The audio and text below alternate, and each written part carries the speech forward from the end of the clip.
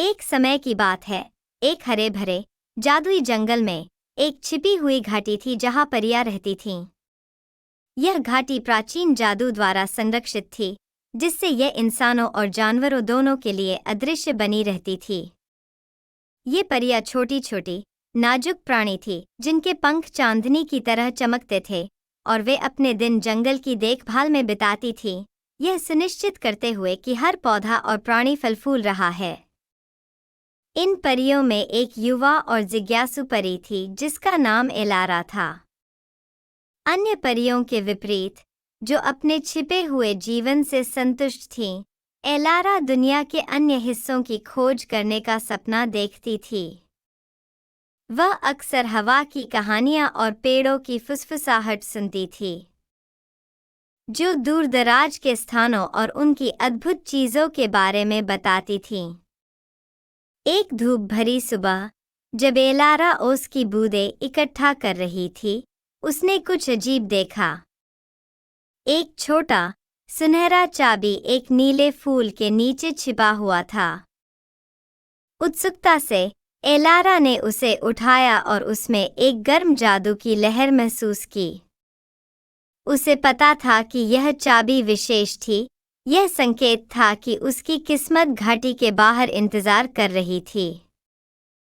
अपनी चाबी के उद्देश्य का पता लगाने के लिए दृढ़ संकल्पित, एलारा घाटी के किनारे पर पहुंची।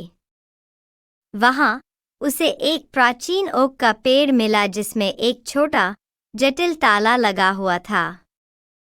उसका दिल तेजी से धड़कने लगा जब उसने चाबी को ताले में डाला।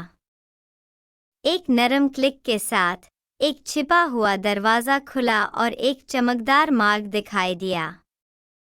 एलारा ने उस मार्ग का अनुसरण किया, जो उसे एक शानदार, रहस्यमय बगीचे में ले गया। वहां हर रंग के फूल खिले हुए थे, जिनकी प्रत्येक सुगंध हवा में भरी हुई थी। बगीचे के केंद्र में एक भव्य फव्वारा था, जिसकी धाराएं जादुई रोशनी के साथ चमक रही थीं। जब एलारा फव्वारे के पास पहुंची, तो उसकी मुलाकात एक बूढ़ी, समझदार परी से हुई, जिसका नाम लायरा था, जो बगीचे की संरक्षक थी।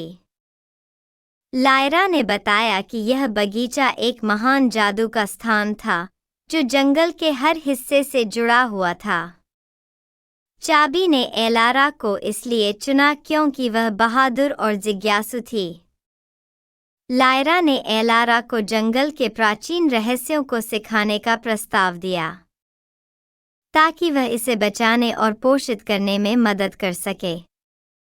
एलारा ने सहमति व्यक्त की और लायरा के मार्गदर्शन में उसने तत्वों की कमान संभालना, घायलों को ठीक करना और यहाँ तक कि जंगल के प्राणियों से बात करना भी सीख लिया, ताकि वह इसे बचाने और पोषित करने में मदद कर सके।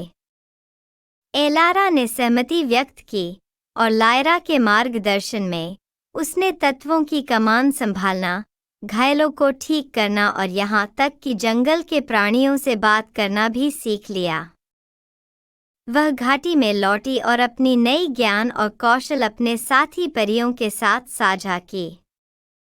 एलारा की मदद से परियों का जादू और भी मजबूत हो गया और उसकी कथा ने कई युवा परियों को उसके नक्शेकदम पर चलने के लिए प्रेरित किया।